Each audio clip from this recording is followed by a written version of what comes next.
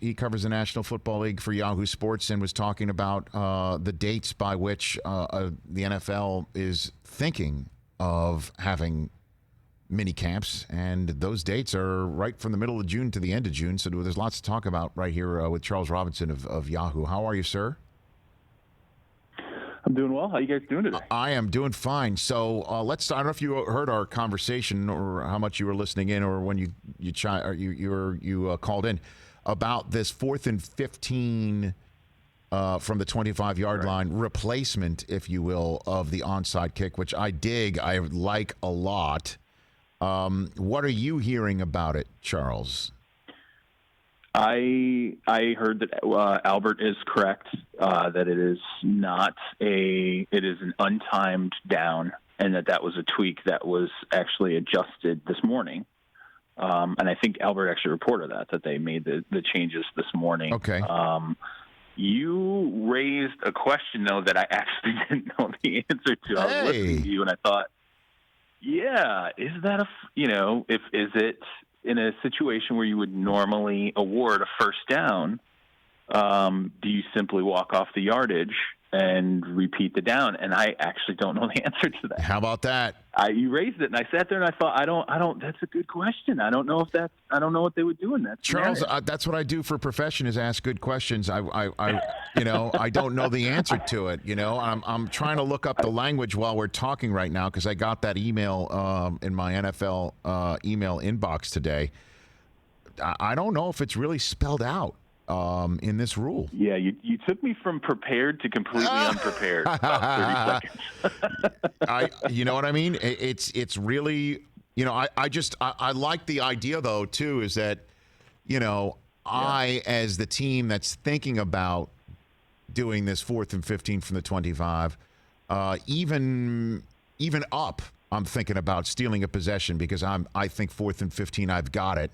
We've got Andy Reid on the show later this week, and I'm sure he's already come out and said, we've got a guy who can do 4th and 15 pretty well. Oh, yeah. But if let's just say somebody gets flagged for taunting on defense, or they're angry, they shove somebody after having something scored on them. Now you're moving the line of scrimmage for this try up to the 40-yard line as opposed to the 25, which, field position is not that much concern for me. I'm going to go for it. That's another. Yeah, absolutely. Thing. I think if there's another flag in play and it adjusts the 25, yeah, it absolutely makes it more enticing. And Andy's the perfect guy to talk to, because Pat Mahomes is clearly salivating. He's already taken to when this first got rolled out. Everyone saw the tweet where he clearly was interested in this play. Felt like it was an advantageous rule adjustment for them. So, Charles Robinson of Yahoo here on the Rich Eisen Show. You think it's going to pass? Again, this vote is tomorrow. Do you think this works? I think it will, because they're tweaking it. When they make on the fly adjustments. So I saw what Albert had reported. I texted somebody. I said, "Hey, is this accurate?" He said, "Yeah." He said, "I do. I think they changed it to make it an untimed down. And typically when they make adjustments like that, they feel like it has, it's got momentum, and they're kind of checking. They're doing a pressure check to see what are the holes here, what are the loopholes, what are things that could be unintended consequences, and can we get those taken care of before this goes to a vote?" So I actually think the tweak makes it more likely, or sort of sends a signal that this is something that's got some momentum to it, and they're just trying to make sure they fine-tune it as much as they can before it goes up. What about the sky judge idea, Charles? What do you think of that idea about its viability here? Yeah, the sky judge, I think, is... I would be surprised if that gets done now, because I feel like the league and the officials aren't quite prepared for it. I know Troy Vincent talked about sort of having the officiating pipeline and having the right people there for it, and not feeling like it was quite ready for it yet. And I would actually say that the PI flag rule falling apart last year on the field during the course of the season has taught them maybe a little bit of a lesson about, if we don't think we're fully prepared for something like this yet, let's not do it, because I think Troy Vincent probably put it best, where he said, look, officials should be faceless mechanisms in a game that help the game run smoothly, they shouldn't become part of the game and what the narrative is surrounding the product. And if the Sky Judge, if they don't have it completely nailed down and they don't feel like they have the proper officials to take the Sky Judge positions for all the games, then it's going to become a problem. And that's kind of what happened with the pass interference flags last year and what happened and didn't happen. And the next thing you know, we're all talking about Al Rivron every single week. Exactly. I think they kind of learned it. Yeah, I agree with you, Charles. Yeah, it doesn't really rectify. It just depends on how much gumption does the league have for it, right? I mean, how empowered is this going to be? Albert Breer brought up, again, how people thought this was a fix for what ailed the league with pass interference last year. And I told him that what he was throwing out in terms of the theory for that, what he's hearing from people saying that, sounded exactly what the league was saying and people were in favor of making pass interference reviewable were saying before the season. And then when it actually came time to put it into practice, it was just really a flop. There's no other way to describe it. Right. That this doesn't fix it. He says, however, making the official part of the officiating crew would change that the politics of the issue would be removed because, it's somebody who's physically there and part of the crew. Right. But I think that also makes it the complication. I think that's sort of what Troy Vincent was talking about with the pipeline is, do you have the bodies? Do you have the expertise and are you prepared for it? Can you, or are you going to have I think when you looked at the pass interference, it was sort of the uneven nature of it. Right. Once you started to see, hey, this is like a judgment situation and it's changing, some situations it wasn't working much, but then there were certain situations where someone would throw a flag and get the intended consequence that they expected. And then you'd sit there and go, well, okay, I'm comparing this against 50 other flags that were thrown and didn't work.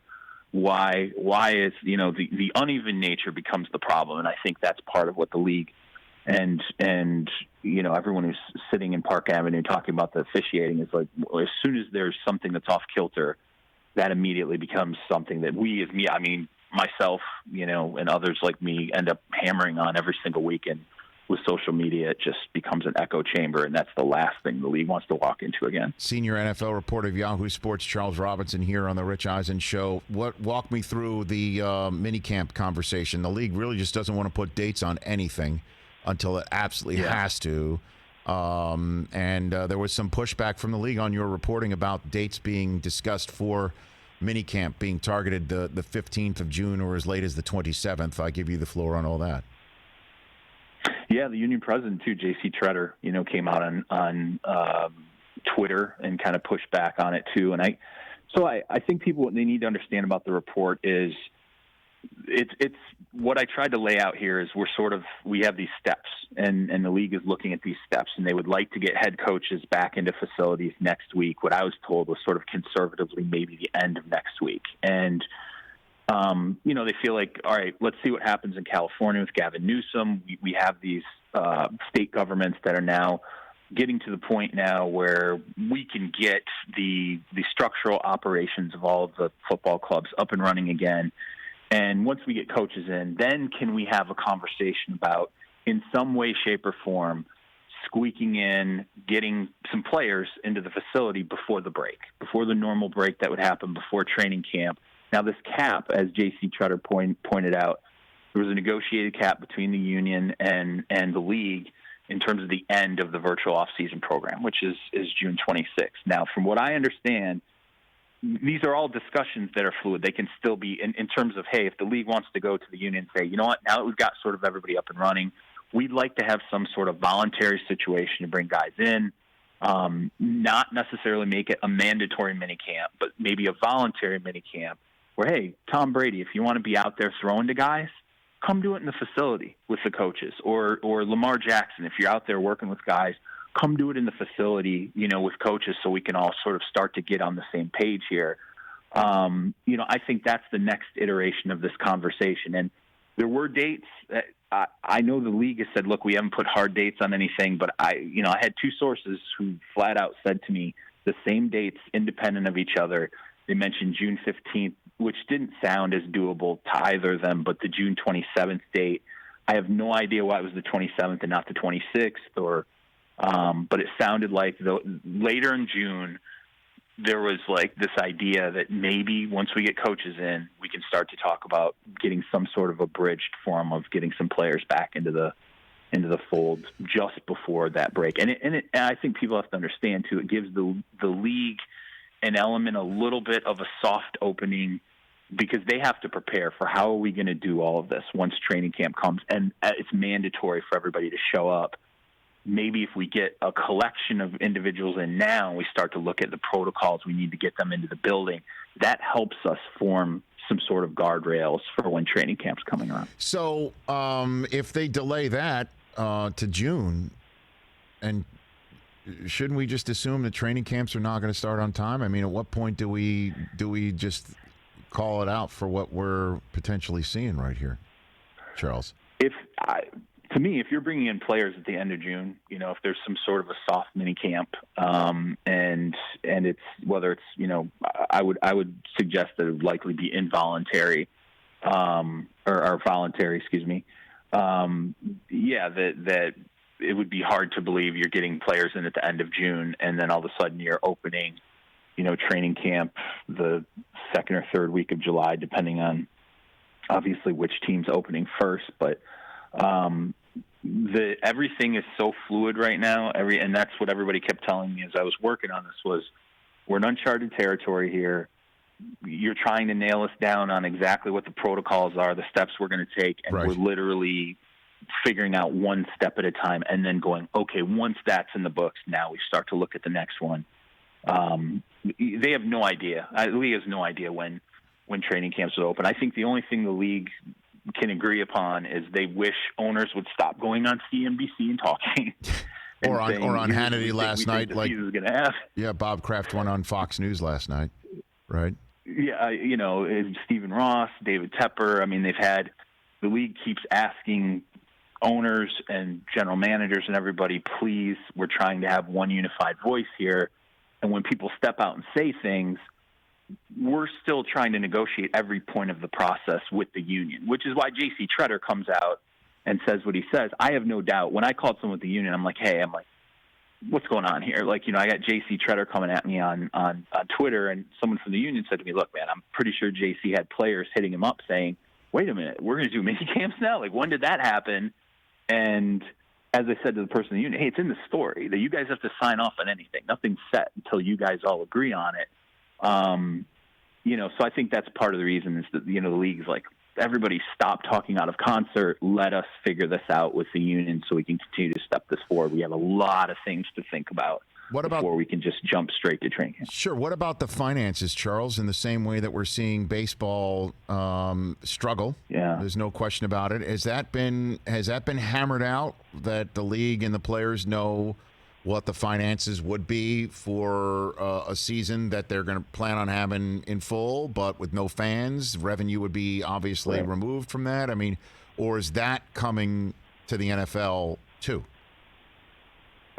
So what's interesting to me, everyone's talking about force majeure. Like, if the league, the collective bargaining agreement, depending on how you interpret it, is, hey, once the season kicks off, the union's going to have the stance that, hey, players are getting paid. Like, this is their salaried year kicks in. Everyone's getting paid for whatever you're on the hook for over the course of the season. Once we play a regular season game, I think the bigger question now is, or at least one of the big questions that looms, is sort of how will the cap be affected?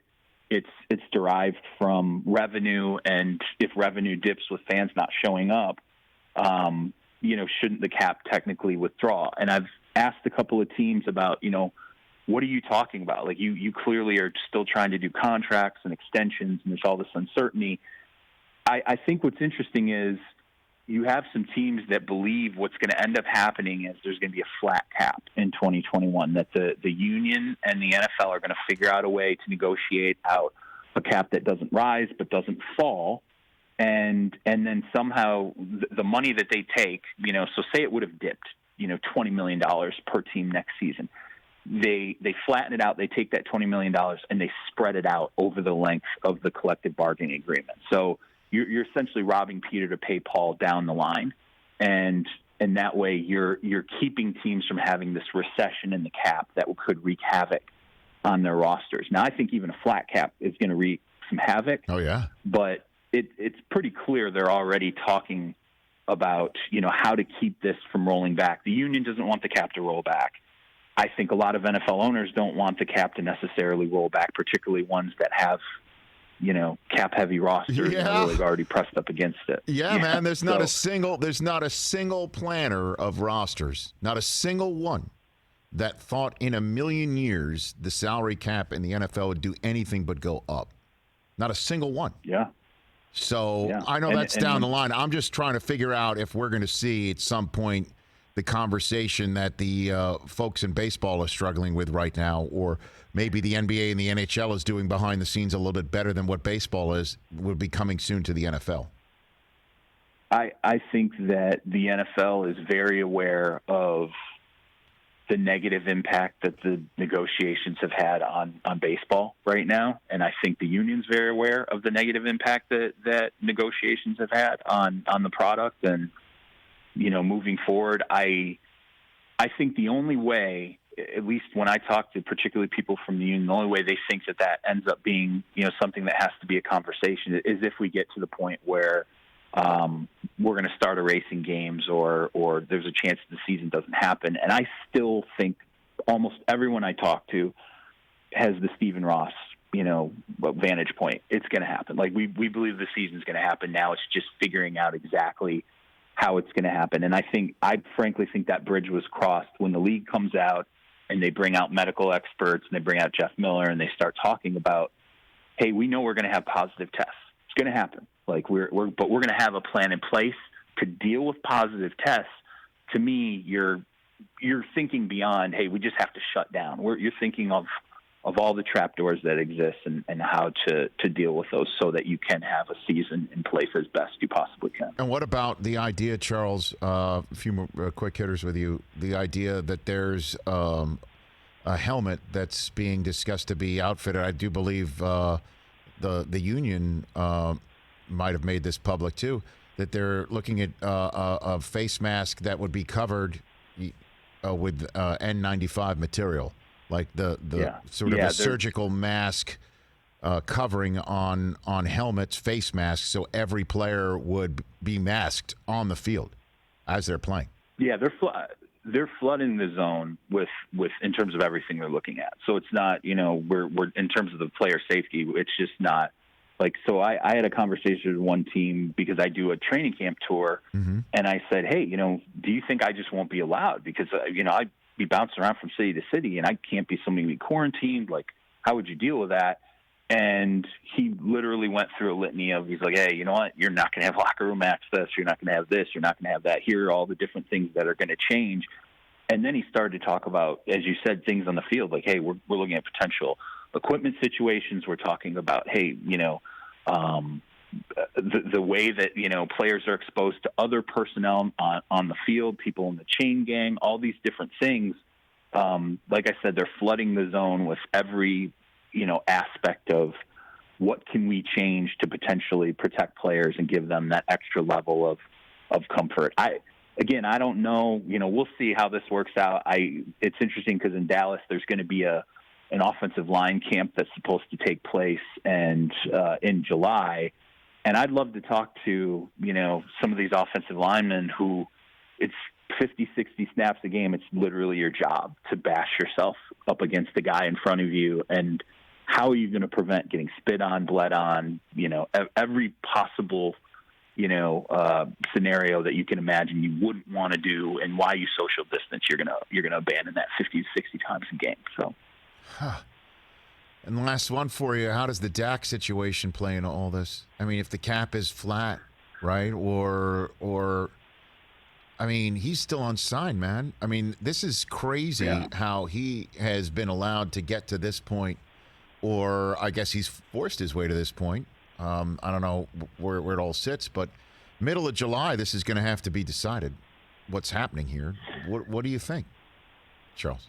Yeah, I mean, it has the hallmarks of Kirk Cousins, although I think it's a little bit different because, Washington, the reticence with Kirk, I mean, there were a lot of different reasons. I heard a lot of, hey, the arrow's pointed flat, it's not pointed up on Kirk. There's a reason we don't want it. But whereas the Cowboys, top to bottom, really, everybody says, we want him, want to sign him. He's our guy. He's our cornerstone. They just keep fighting over this 4 years of control versus 5 years of control. I think I'm of the mind, the people who say, hey, deadline spur deals, I'm there. Like, I think between July 8th and July 15th is probably when you're going to see the most traction. I think if it doesn't get done, I think if he plays this year on the tag, I think he'll go the full way with the leverage. He'll play it out and force them to tag him again and then get to the point where they have to make a very, very difficult, painful decision on him down the line. But I wonder, I'm not, when I say this, I'm purely speculating, but I wonder if because of the uncertainty going forward with the cap and other situations, whether or not Todd France and CAA look at Dak and go, you know what, we have a pretty good deal on the table. We're pretty close. Let's see if we can figure out some middle ground in terms of the financial number versus the 4 years and the 5 years. And let's really try to get this done because we don't know what's going to happen next year with next year's cap or this season and all these different things. Right. So I mean, I think the environment might actually help the Cowboys in this scenario. Well, I mean, look, Charles, and then here's the last question for you. The $64,000 question that I ask everybody as they come on here, and I get asked it all the time. I'm no expert in public health, neither are you, but I think we can see that at least the threat may not be different, but maybe the tolerance to deal with it or the confidence in being able to deal with it is definitely stronger now than it was, say, draft night. That's for sure. Right. And the circumstances may have changed on the ground. We don't know because the virus keeps shifting, it seems. And, I keep reading articles that say, it could go away or it doesn't. There's no shot. I mean, it's kind of crazy what I'm reading about it. But Right. reading the tea leaves, you think we've got a season? You do believe we've got a season? Yes or no? I do. I think we will have a season. I think the, as you said, the $64,000 question, though, is going to be how the league reacts to infection because, as you said, it's sort of shifting sands right now. And I expect that will happen into the fall. I listen to the same medical experts you do. I mean, it seems to you can get any opinion you want if you look for it hard enough. But I think when the league comes out and says we are preparing as if people will get infected, I would be surprised, given the number of personnel involved in the league, the thousands of players we're talking about, and then all the surrounding personnel, that there won't be infection that occurs once training camp starts or, when people reconvene. I think there will be infection in the fall, and then to me, that's how is the league prepared at that moment to ultimately deal with this. So that's the make or break moment because I don't think we'll have to go into the regular season when that moment happens. I think it's going to end up happening, once we get all back together in training camp. Someone's going to test positive, and then there's going to have to be a pivot point where we figure out exactly how the league deals with it. Charles, appreciate the time, man. We'll get you on further on down the line and just check in with you and kick the tires on your knowledge, and hopefully we do have a playing season. Absolutely. I appreciate it. Always my pleasure, Rich. Thank you. That's Charles Robinson of Yahoo Sports. Exclamation point is silent, by the way. Hey, you watched all the way to the end. Thanks for that. Watch more right here.